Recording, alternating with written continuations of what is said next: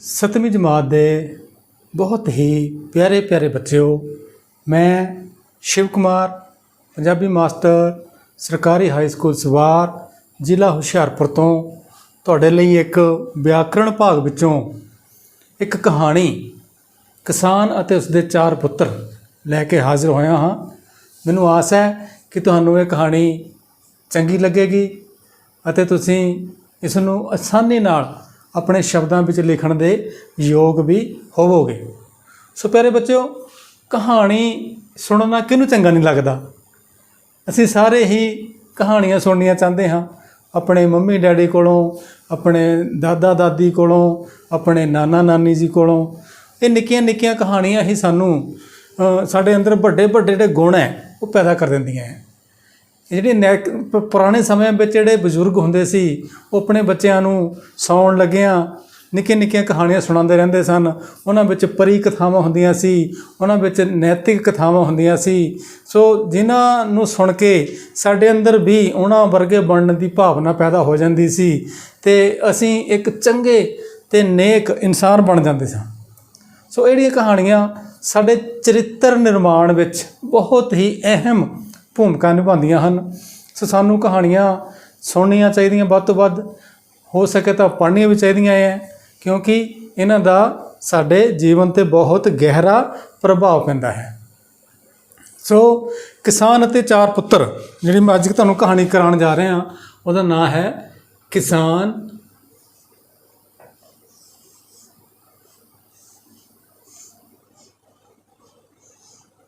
अते उसदे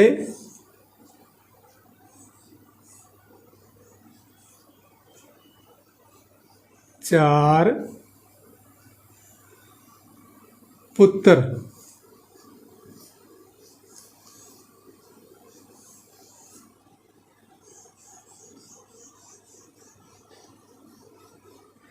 सो प्यारे विद्यार्थी, ये कहानी है ये एकता नूं दर्शांदी कहानी है कि जिहड़ी एकता है इहदे विच शक्ति हुंदी है, एकता विच बल हुंदा है।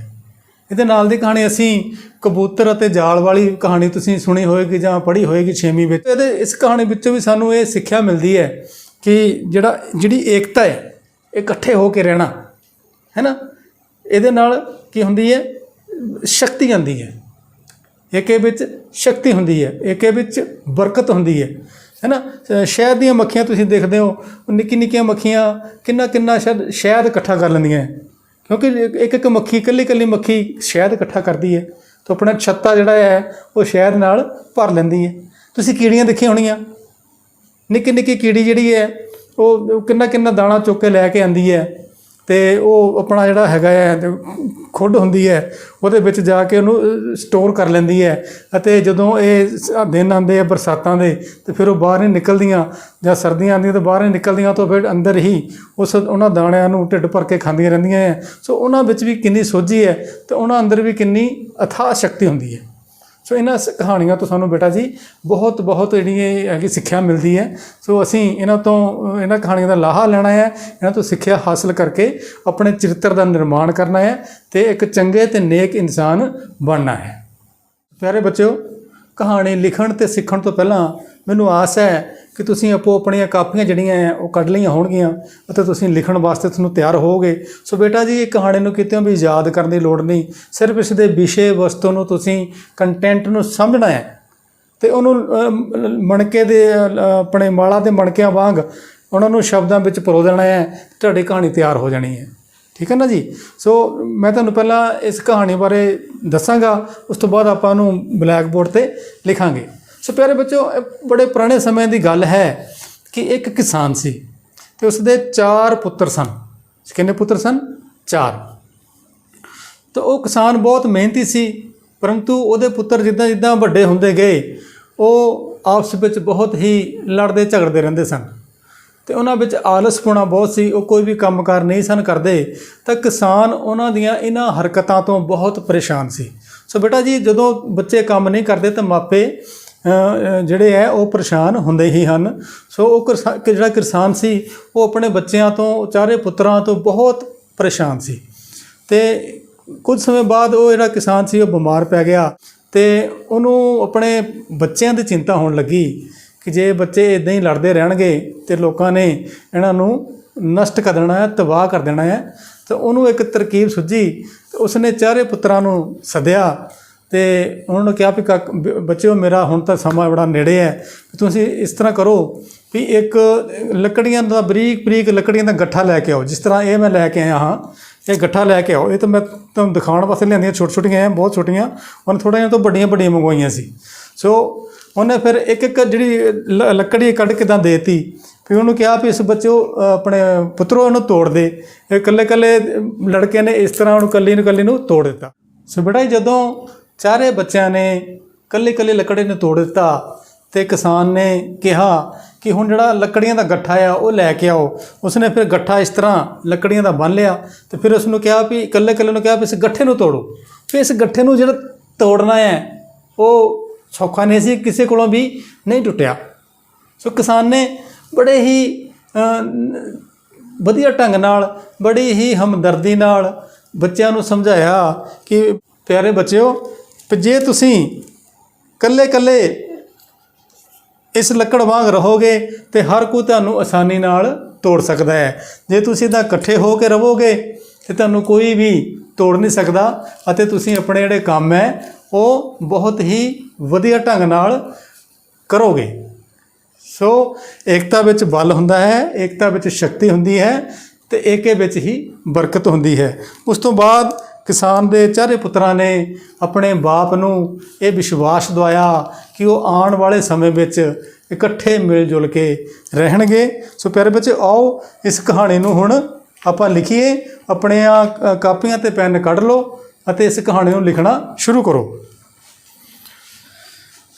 ਬਹੁਤ ਹੀ ਪੁਰਾਣੇ ਸਮਿਆਂ ਦੀ ਗੱਲ ਹੈ।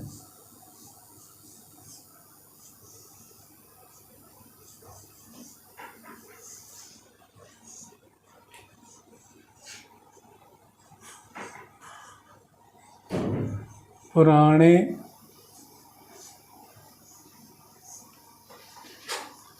ਸਮੇਂ ਦੀ ਗੱਲ ਹੈ।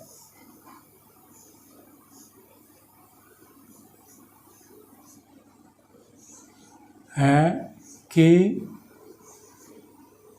ਇੱਕ ਕਿਸਾਨ ਸੀ।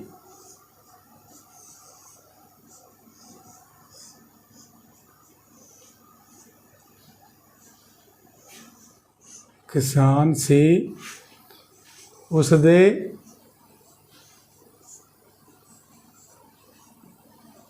ਚਾਰ ਪੁੱਤਰ ਸਨ।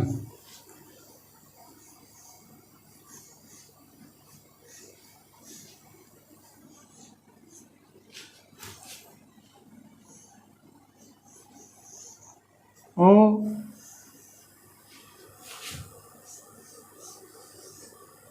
ਚਾरों पुत्र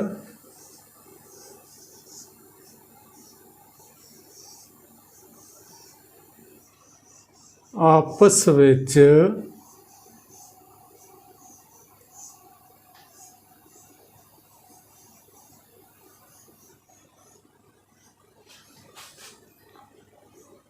ਲੜਦੇ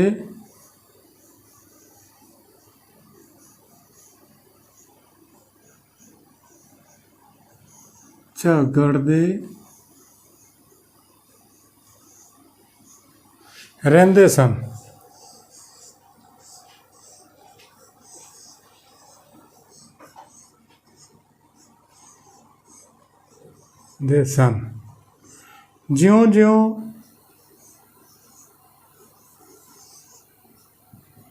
ਜਿਉਂ-ਜਿਉਂ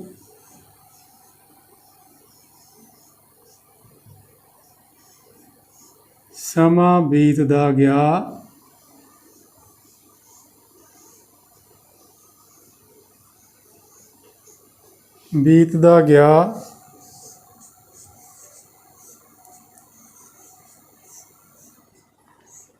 ਕਿਸਾਨ ਨੂੰ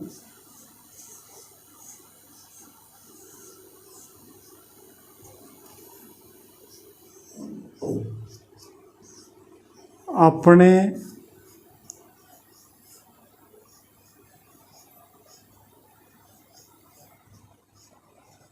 ਪੁੱਤਰਾਂ ਦੀ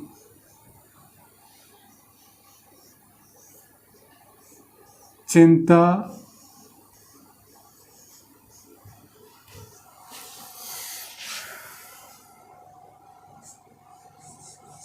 ਵੱਢ ਖਾਣ ਲੱਗੀ।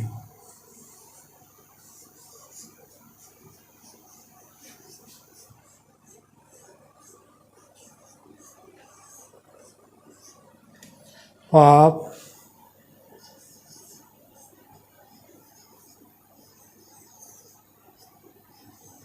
ਉਹ ਬਹੁਤ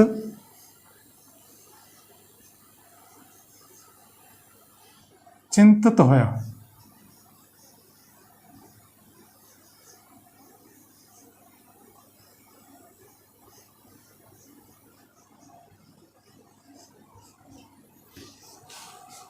ਇੱਕ ਵਾਰ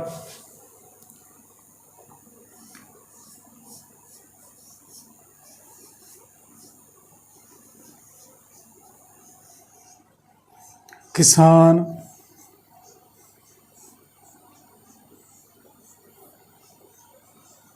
बहुत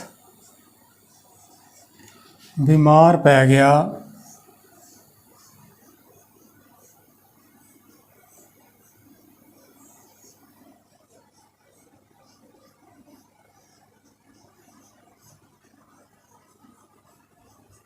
ਅਤੇ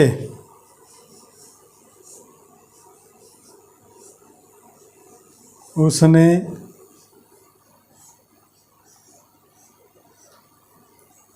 अपने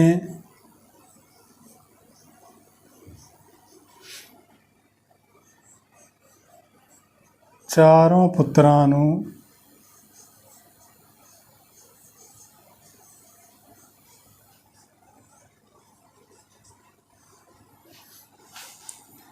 सिक्ख्या देण दी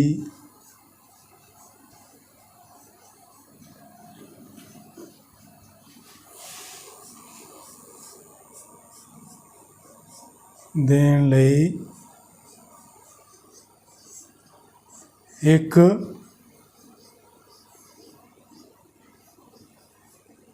युक्त बनाई।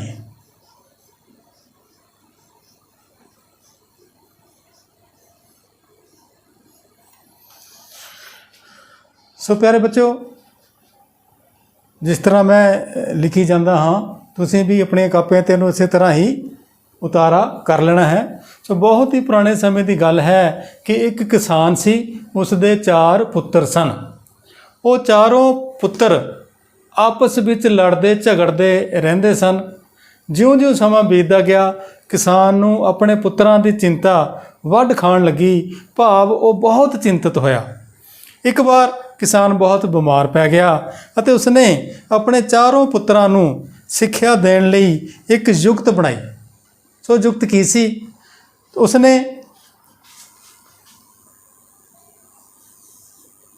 ਉਸਨੇ ਆਪਣੇ ਸਾਰੇ ਪੁੱਤਰਾਂ ਨੂੰ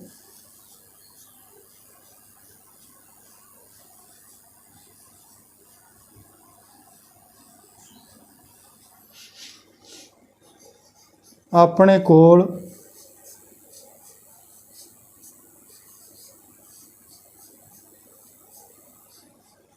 ਬੁਲਾਇਆ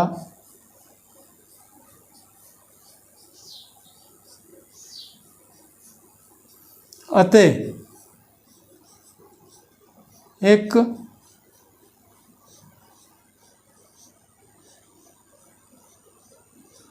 ਲੱਕੜੀਆਂ ਦਾ ਗੱਠਾ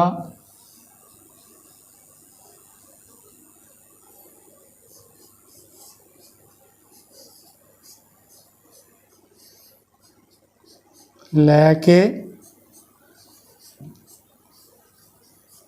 ਆਉਣ ਲਈ ਕਿਹਾ।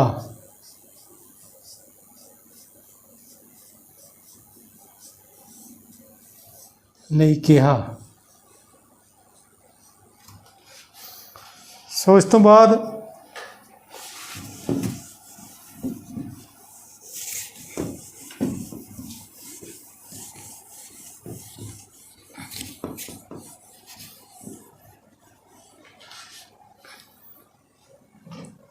नहीं कहा।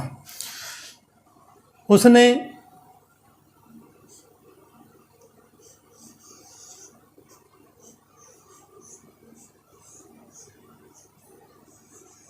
उस गट्ठे विचों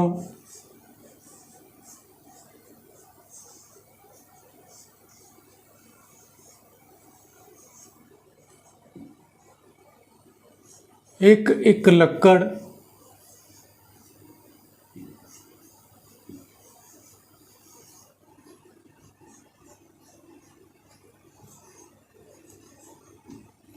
दे के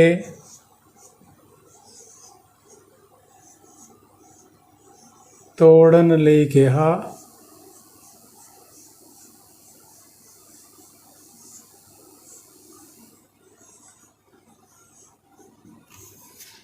जिसनों सारिਆਂ ने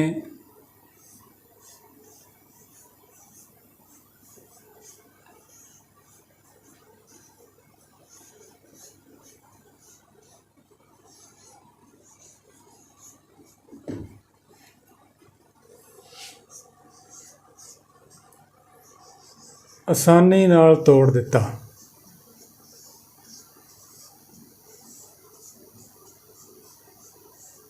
नाल तोड़ दिता। फिर किसान ने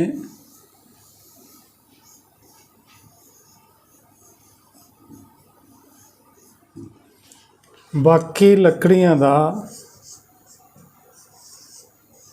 बाकी लकड़ियां दा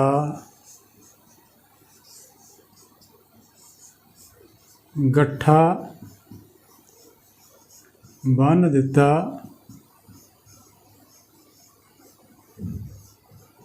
अते इसनों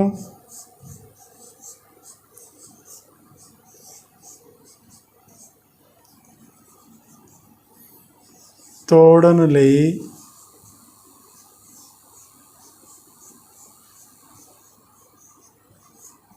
कहा। सारे पुत्रां ने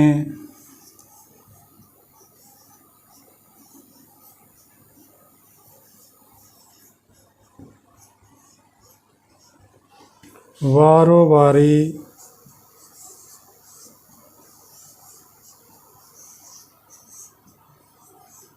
तोड़न दा यतन किया। तोड़न दा यतन किया पर वो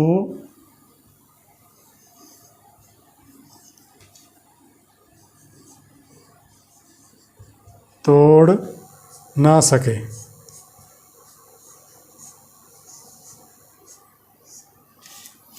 सो किसान ने उस तो बाद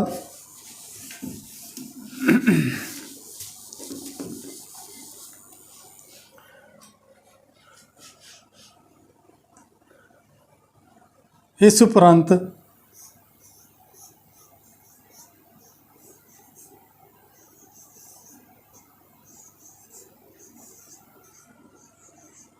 किसान ने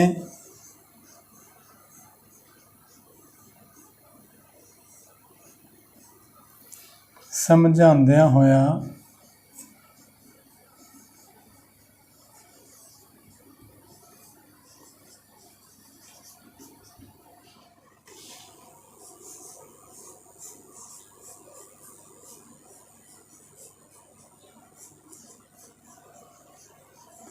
ये सिक्ख्या दिती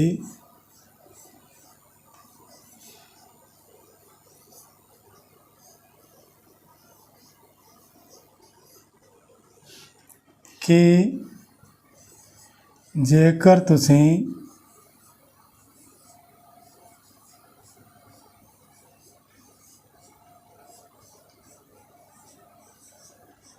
इकल्ले इकल्ले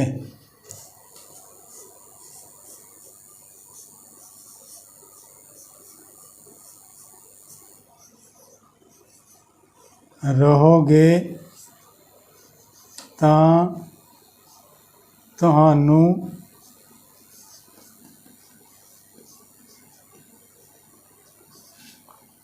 ਕੋਈ ਵੀ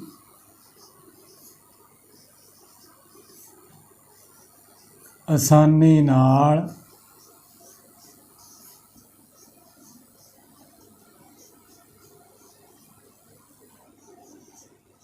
ਤੋੜ ਦੇਵੇਗਾ।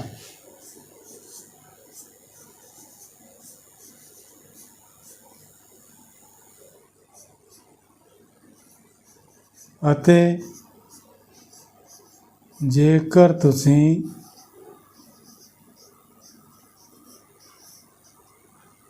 ਇਕੱਠੇ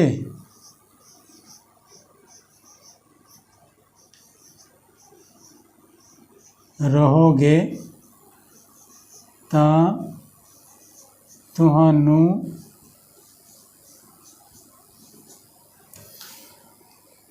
ਕੋਈ ਵੀ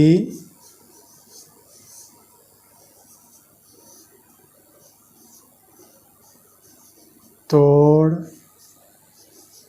नहीं सकेगा।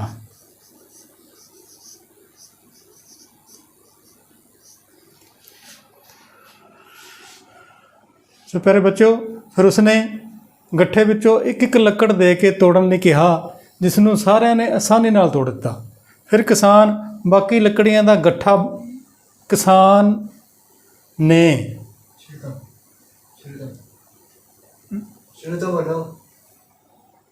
ਕੀ ਗੱਲ ਇਹ ਕਿਸਾਨ ਨੇ ਆਣਾ ਨਾ, ਉਹ ਆਇਆ ਨਹੀਂ ਵਿੱਚ, ਇਹ ਤਾਂ ਮੈਂ ਕਰ ਦੇਣਾ ਠੀਕ।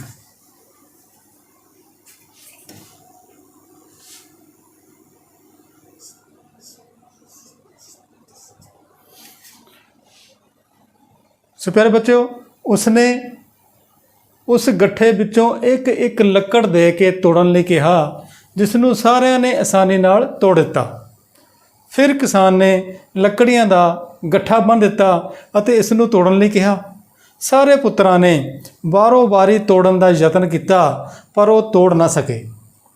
इस उपरंत किसान ने समझाउंदिਆਂ ਹੋਇਆਂ ਇਹ ਸਿੱਖਿਆ ਦਿੱਤੀ कि जेकर तुसीं इकल्ले इकल्ले रहोगे तो तुहानूं कोई भी आसानी नाल तोड़ देवेगा, ਅਤੇ जेकर तुसीं इकट्ठे रहोगे तो तुहानूं कोई भी तोड़ नहीं सकेगा।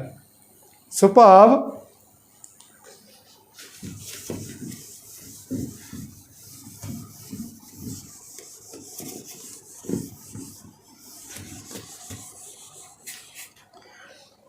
इसदा भाव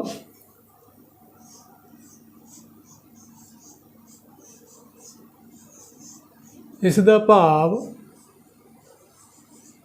ये है कि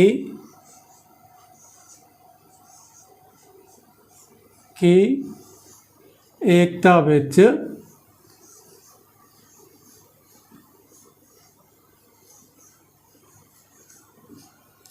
बल हुंदा है।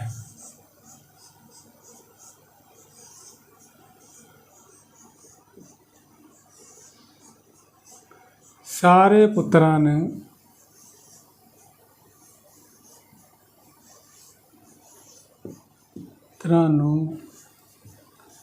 पिता दी कही हुई गल जी दी कही हुई गल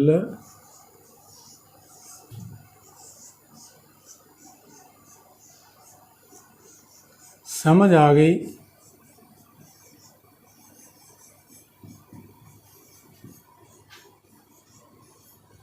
ਅਤੇ ਉਹਨਾਂ ਨੇ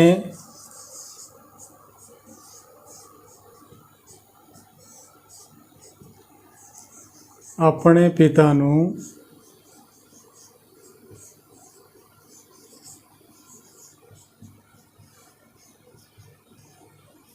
ਹਮੇਸ਼ਾ ਇਕੱਠੇ ਰਹਿਣ ਦਾ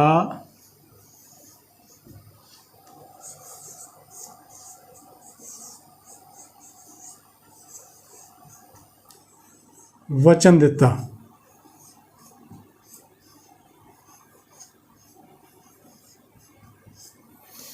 सो बेटा ਜਦੋਂ ਉਹਨਾਂ ਨੂੰ ਉਹ ਕੋਈ ਵੀ ਜਿਹੜਾ ਪੁੱਤਰ ਸੀ ਨਹੀਂ ਤੋੜ ਸਕਿਆ ਗੱਠੇ ਨੂੰ, ਤਾਂ ਇਸ ਦਾ ਭਾਵ ਕਿਸਾਨ ਨੇ ਸਮਝਾਉਂਦਿਆਂ ਹੋਇਆ ਦੱਸਿਆ ਕਿ ਇਸ ਦਾ ਭਾਵ ਇਹ ਹੈ ਕਿ ਜੇ ਏਕਤਾ ਵਿੱਚ ਬਲ ਹੁੰਦਾ ਹੈ। ਸਾਰੇ ਪੁੱਤਰਾਂ ਨੂੰ ਪਿਤਾ ਜੀ ਦੀ ਕਹੀ ਹੋਈ ਗੱਲ ਸਮਝ ਆ ਗਈ ਅਤੇ ਉਹਨਾਂ ਨੇ ਆਪਣੇ ਪਿਤਾ ਨੂੰ ਹਮੇਸ਼ਾ ਇਕੱਠਿਆਂ ਰਹਿਣ ਦਾ ਵਚਨ ਦਿੱਤਾ।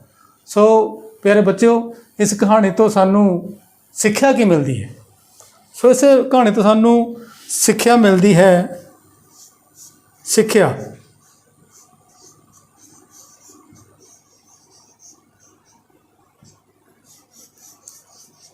ਸੋ ਸਾਨੂੰ ਇਸ ਕਹਾਣੀ ਤੋਂ ਇਹ ਸਿੱਖਿਆ ਮਿਲਦੀ ਹੈ ਕਿ ਏਕੇ ਵਿੱਚ ਕੀ ਹੁੰਦੀ ਹੈ? ਸ਼ਕਤੀ ਹੁੰਦੀ ਹੈ। ਏਕਤਾ ਵਿੱਚ ਬਲ ਹੁੰਦਾ ਹੈ। ਏਕਤਾ ਵਿੱਚ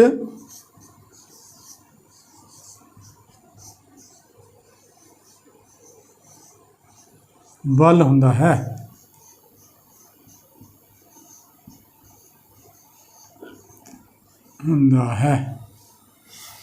ਸੋ ਮੈਨੂੰ ਆਸ ਹੈ ਕਿ ਤੁਹਾਨੂੰ ਅੱਜ ਦੀ ਇਹ ਕਹਾਣੀ ਚੰਗੀ ਲੱਗੀ ਹੋਵੇਗੀ ਅਤੇ ਤੁਸੀਂ ਇਸ ਨੂੰ ਰੌਚਕ ਢੰਗ ਨਾਲ ਸਿੱਖਿਆ ਹੋਵੇਗਾ। ਤੋ ਅਗਲੇ ਸੈਸ਼ਨ ਵਿੱਚ ਫਿਰ ਤੁਹਾਡੇ ਨਾਲ ਇੱਕ ਨਵਾਂ ਲੈਸਨ ਲੈ ਕੇ ਹਾਜ਼ਰ ਹੋਵਾਂਗਾ। ਤਦ ਤੱਕ ਲਈ ਆਪ ਸਾਰਿਆਂ ਦਾ ਧੰਨਵਾਦ।